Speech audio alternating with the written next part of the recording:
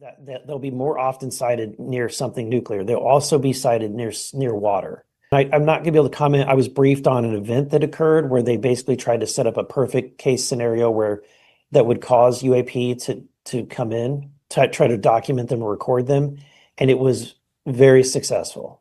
And this is when the whole conversation changed because that event was one that no one could deny. There were so many people that witnessed these things, and these were all credible people working in our top intelligence sector, and they brought me in and briefed me on this. Since then, that is the briefing that everybody wants. Yes. So the other members of Congress have heard about this. Leader Scalise wanted the briefing. He got the briefing along with a couple of other members. I had only told Leader Scalise about this, and now everybody wants this briefing.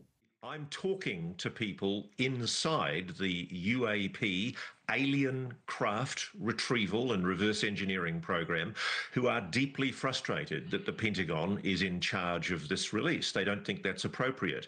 They also think that the Congress is having the wool pulled over its eyes and it's far too compliant with the national security state dictating what can and can't be released. There's already been members of Congress whom I trust who've been told by administration officials that day is going to come. And also, we talk about the moon picture, which you pointed out. I think you're absolutely correct. When you look at that from the Apollo 12 mission, that was in the late 60s, early 70s, and we did not have satellites at the time orbiting the moon. These are real photos taken from the surface of the moon after NASA had spent decades saying nothing to see here, folks. Oh, you know what? Turns out there's actually quite a bit to see, and our astronauts are seeing it. Bogey at 10 o'clock high. This is Houston. Say again, 7? So we have a bogey at 10 o'clock high. Is that the booster or is that an actual sighting? What? Say again, 7? So we have several, looks like debris up here, actual sighting.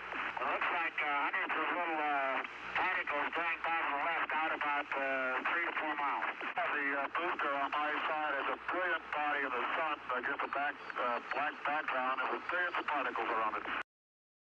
Embarrassing for NASA. NASA's the first agency that's had its supposed candor about UFOs held up to public scrutiny. They supposedly did an inquiry a few years ago and found there was no evidence of UAPs. We now know somebody in NASA lied. They lied to the public. They misled the public. We know for years astronauts have reported anomalous objects both on the Apollo missions and on previous and subsequent missions. I've spoken privately to one astronaut who's told me categorically that he has seen anomalous objects in orbit.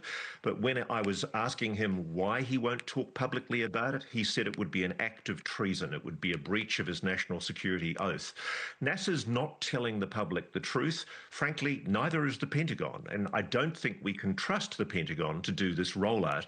One other point I really want to emphasize, and I know Lou agrees with me on this, there are other agencies that as yet have not come under the scrutiny of this supposed maximum transparency.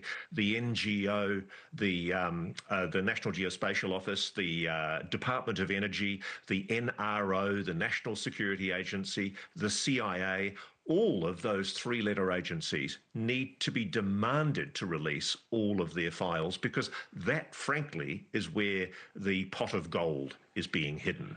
Chris, wait till the videos and the audio come out from STS, from the space shuttle missions. There's some very specific. When I was at U.S. Space Force, when Dave Grush and I worked together with the UAP Task Force, we were supporting the UAP Task Force, something a lot of people don't know. Dave and I we had access and privy to some incredible information. And wait till the American people find out what NASA knows and what's been going on with the International Space Station and before that, the space shuttle missions. And the congressman saying this is the tip of the iceberg. I felt that Secretary of State Rubio all but said it's true. Yeah, but you showed a picture from the surface of the moon that was recently released as part of this tranche of information that's just been released by the government. And these images on the moon were taken in 1969 during the Apollo 11 mission.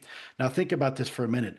We did not have satellites orbiting the moon back in 1969, and yet here are pictures, photographs by NASA from astronauts, things that are right outside of the lunar orbit. And you can see them right there. perfect example right there. And there's another photograph that I think has about 6 or 7 of these objects all in the same photograph. So this is something we've known a long time that existed. It is a national security issue. These things can outperform anything that we have in our inventory. We know it's not our technology. We're pretty sure it's not Russian or Chinese or foreign adversarial technology. So then whose is it, right? In this case, seeing is believing. You have the telemetry data, you have the FLIR footage, you have infrared, you've got multiple sensors, very sophisticated sensors, all looking at the same thing at the same time under the same circumstances. And they're all telling you the same thing, that this is a real object, and whatever it is, it's not ours. Where do you think this ultimately takes us? Wow, great question, Sean. Well, I still have a security clearance, and I still maintain my security oath to the United States, so I won't reveal anything classified. Also, I've been threatened to in the past, as some of my colleagues have been. I think we are on the precipice of having a very serious conversation amongst ourselves as citizens, as world government. Religions now are taking note of this conversation. You have world leaders now that are coming out. In fact, there was recently a bilateral information sharing agreement requested by none other than the country of Japan to do nothing more than share UAP information with the American government. Apparently, they have such a high number of incidents involving UAP that they want to work with the Americans to try to figure this out. And Japan's not the only one. There's dozens and dozens of other countries that are dealing with this issue. And if you look at this from a national security perspective, Sean, just give me one moment, please, to digress.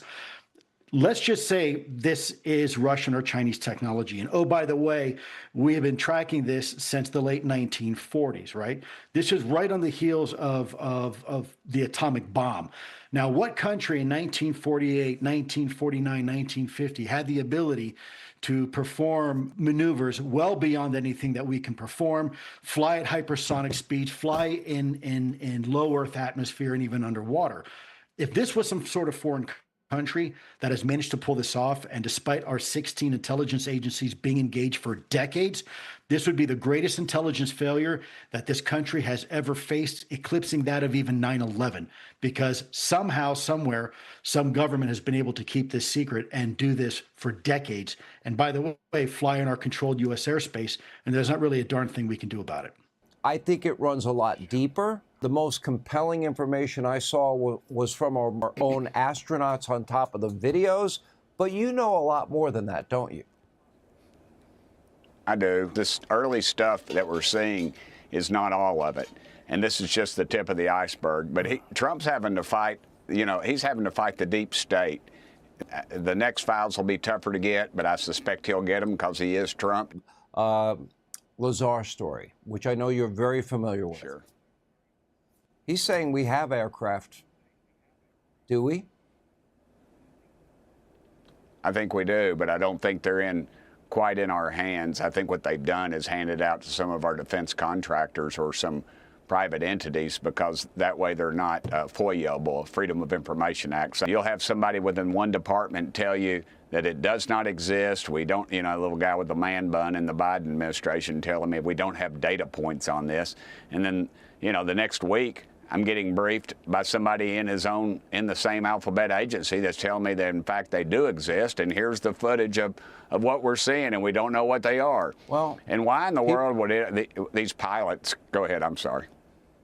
Well, I mean, the astronauts aren't going to lie. I know it seemed like a certainty that people that know, like yourself and Marco Rubio, that you guys know, that government officials already know.